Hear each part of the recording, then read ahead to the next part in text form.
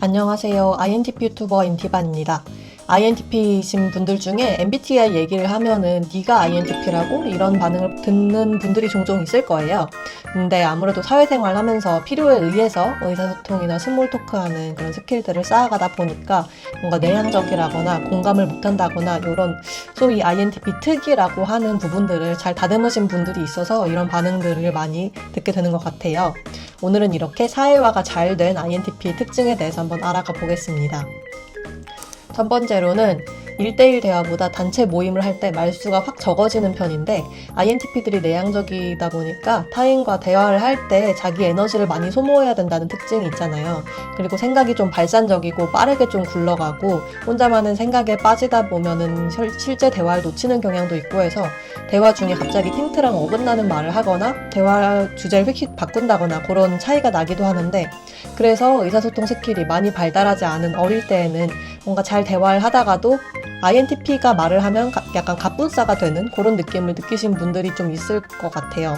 저도 그런 적이 있었고 특히 나랑 취향이나 성향 자체가 완전히 다른 사람들이 많다 보니까 그런 사람들이랑 무슨 말을 해야 할지 잘 모르겠어서 뭔가 주변 다른 친구들이 대화하는 방식을 모방하면서 의식적으로 대화 스킬을 좀 발달시켜 온 편이에요.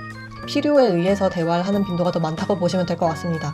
취미 모임이나 친구들과의 모임은 또 다르지만 사회생활에서의 미팅 같은 경우에는 어쨌든 필요에 의해서 하는 대화가 많잖아요. 그래서 그런 경우에는 1대1 미팅에서는 말을 많이 하긴 하는데 다수가 함께하는 미팅에서는 말수가 확연히 적어지는 경우가 많습니다. 1대1 미팅에서 내가 말을 안 하면 대화가 진행 자체가 안 되기 때문에 의무감으로라도 말을 하는데 다수가 함께하는 자리에서는 내가 아니더라도 말하고 싶어하는 사람이 거의 대부분은 있거든요. 그러다 보면은 굳이 나까지 말할 필요가 있나 이렇게 생각이 되는 거죠. 그리고 1대1 대화에서 스몰 토크를 하고 또 상대방의 말에 리액션을 하는 메커니즘이 비교적 그래도 쉽게 익힐 수 있는데 단체 모임에서의 대화 스킬은 1대1 대화보다는 조금 더 어려운 것 같아요. 그래서 1대1로 INTP를 만났다가 그 다음에 다른 사람들까지 함께 껴서 INTP를 다시 만나면은 그 두 모임에서의 INTP 성향이 완전히 달라 보일 수도 있다는 거. 사회생활에서도 그렇지만 연애를 할 때도 그래서 미팅보다는 1대1 소개팅이 훨씬 더 잘 맞는 것 같아요. 그리고 두 번째로는 INTP들은 상대방에 따라서 보여주는 모습이 굉장히 많이 바뀌는 편입니다.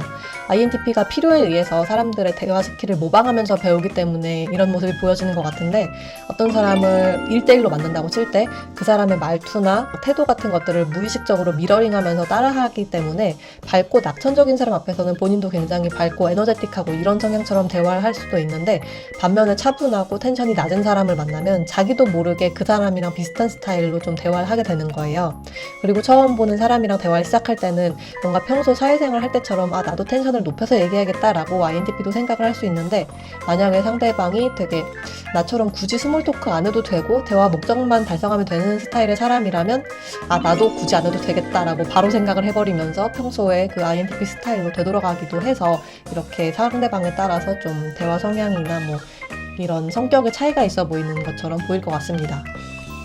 세 번째로 한 번만 만날 사람 앞에서는 INTP도 누구보다 적극적이고 외향적으로 보일 수 있습니다.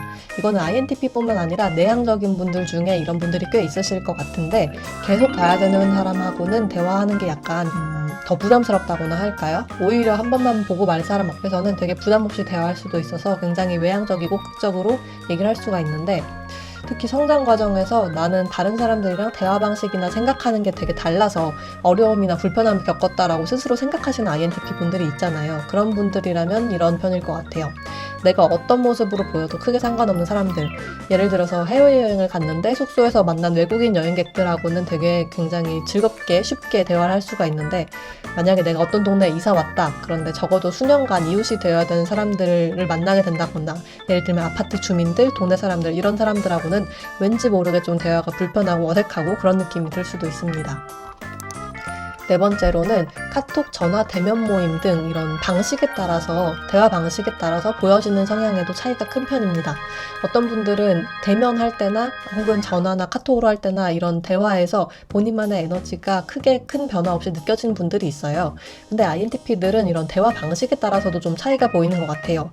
대부분의 INTP들이 아마 카톡이나 문자, 메일 같은 대화를 좀 더 편안하게 생각을 할 것 같은데 아무래도 이런 대화들은 좀 더 목적지향적이고 상대방의 비언어적인 메시지 메시지를 덜 해석해도 되잖아요. 그래서 INTP 입장에서도 좀 더 대화가 수월하고 쉽게 느껴지는 것 같아요.